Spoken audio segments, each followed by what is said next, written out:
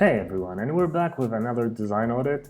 This time we're going to be looking at an app by Tomasz, and it's going to be in Polish, but that shouldn't really stop us because the UI is pretty self-explanatory. It's a way of searching for public transport. And I picked only one screen because it's going to be a little bit easier to show a couple of these things on just one screen. So for starters, I think that this design looks pretty good in itself, but I have a couple of ideas how I would make it look better, which you don't have to agree with. So first of all, the shadow looks a little bit weird on the top, sticking out like that. So let's just modify it just a tiny bit.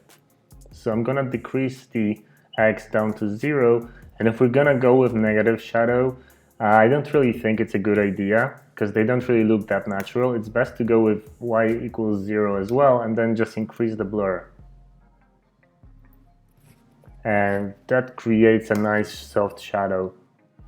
Okay, talking about shadows again, let's look at this button here. And once again, if we have an X value on a button, it looks a little bit weird because the shadow is diagonal. And in reality, we're looking at our phones down, so the shadows should pretty much always be straight down. So let's decrease the X down to 0, but let's increase the Y value and then the blur as well. And what else can we do here is also decrease the opacity a little bit of that shadow. We can add a little bit more color to it if we like, just play around with the opacity until it looks good. Okay, and with the buttons, since it's the main CTA on the screen, I think it should be larger, even though the text here is pretty short because it just says search in Polish.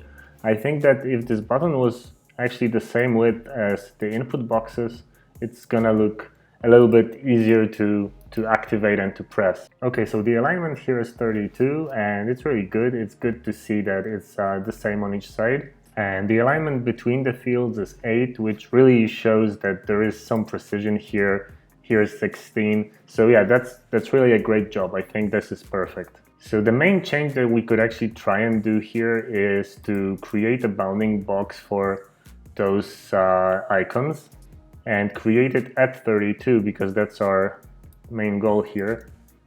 So I'm gonna make a box that's 32 by 32, and this is gonna be our safe space for the icon. So I'm just gonna make it red and a little bit translucent. And if we put it at the exact same space from each of the sides, we can see that we can actually move this label here a little bit to the right, just a tiny bit. And then the icon itself, let's just move it back here.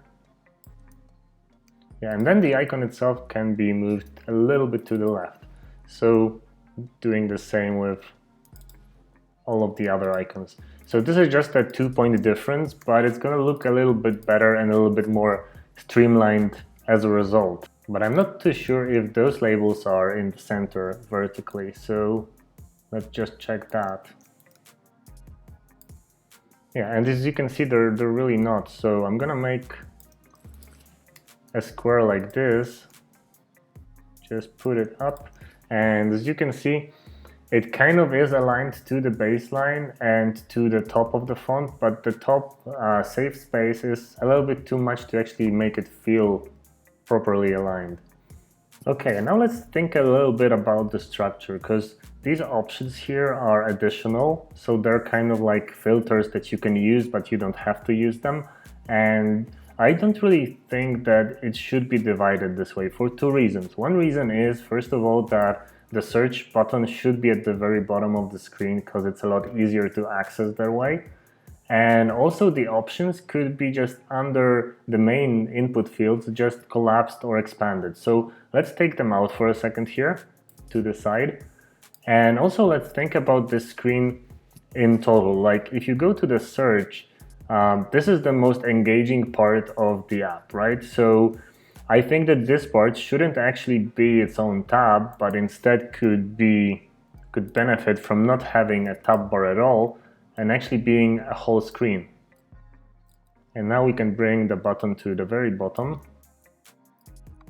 and we can name this screen. search.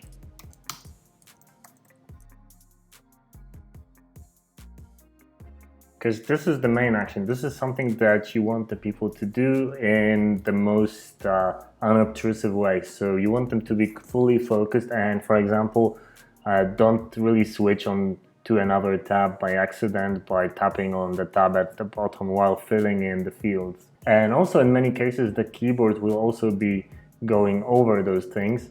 So especially when you have them open, it's really good to have enough space for that. Okay, let's bring those options back here. But what I think that they could benefit from is a couple of small changes here. So first of all, those labels don't really have to be that big. They could be a little bit smaller because it's not the labels that matter, but the actual things that you're selecting. Yeah, and one other thing that I see here is the center aligned options. In many cases, it's actually really a lot easier to read text that is left aligned. So just let's move it this way and let's move this to the end. Okay, and I'm gonna modify the gradient here a little bit. So I'm gonna make a linear gradient, but I'm gonna modify it to be the exact same color on every side and the exact same opacity. But then on the bottom, I'm gonna decrease the brightness a little bit, and on the top, I'm gonna increase it just a tiny little bit. And this button is gonna use my favorite diagonal gradient because they just simply look more realistic that way. Okay, so what else can we do here? Let's modify the shadow a little bit to be a tiny bit darker. Still keeping the shade, but just a tiny bit darker, so it's gonna be more visible. And also the height of the button, especially in case of being the main CTA, could easily be 50. So we can then increase the border radius as well and then align the text to the center. Because if this is the main button on the entire screen, it's really good that it's big because it's gonna be a lot easier to access. Okay, let's think about the options panel here. What can we do with it to actually make it look more like a panel? So one thing is to actually create an extra background here and pick a color for it from like the darker shade or blue, and then decrease the opacity just a tiny bit. So if we actually get this to align right, like 24 over here and 24 over here, then we'll be able to actually position these things here and change the text color to white. So these options could just be a tab like this. Okay, so these are our options. And the next thing is that if we're gonna use a border, I think that going with just pure gray on these is just gonna look pretty weird. So like, I know it's a little bit color added to it, but it still just looks a little bit too gray. So let's remove the borders to actually make it more legible. And then these icons could be white as well to make it a little bit more visible. Okay, now this can be like a little bit lighter as well. It all depends like to catch the right brightness to actually have this text over here still being visible. Okay, but the main thing that I see here in terms of UX is that I'm actually thinking that these two are the selected ones and not this one. That's because they're brighter and that's usually the way that we perceive selection. But here we have those checkboxes, so it actually seems that these are selected, so that has to be the selected one as well. So we could actually invert it, but instead of just using pure white, let's use white that's a little bit off into our main colors. So like a white with a tiny bit of blue, and we can do copy the properties and actually let's assume that these are selected. Okay, and this one can be deselected, so it actually is fine. So now let's bring those icons back, but I'm not gonna make them white or black again. I'm just gonna make them the same blue as the check mark because it's gonna be a little bit more visible. Okay, and since these are cards, we can actually raise them a little bit. So let's add a shadow with the darkest blue that we have here.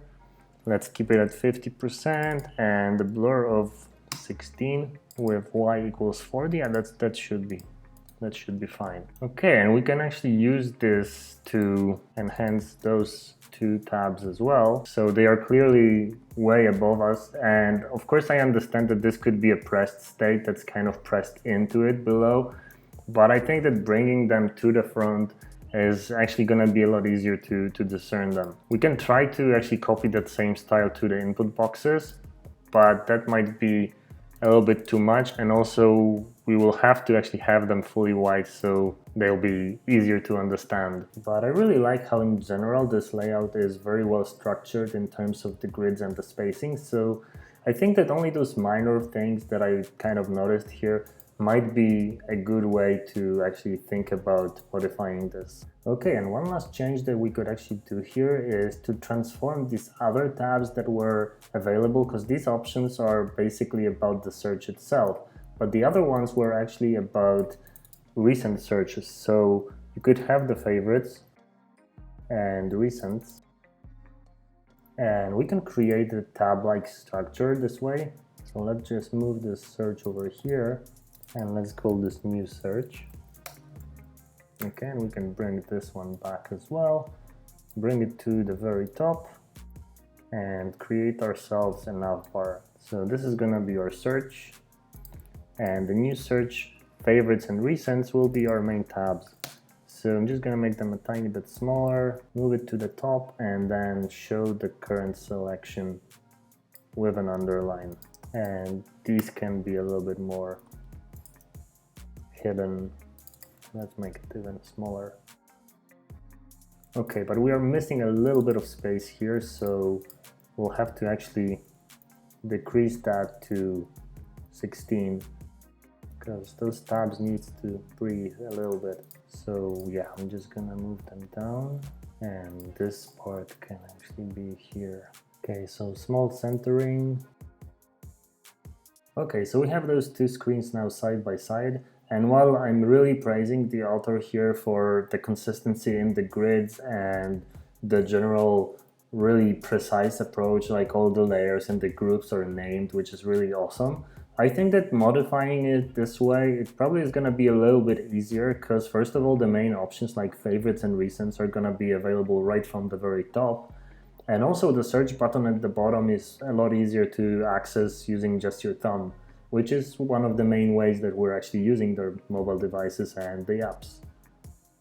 So yeah, that's it for today. Thanks for watching. Don't forget to subscribe and like the video. And if you have any other ideas on how to fix that, share that in the comments. See ya.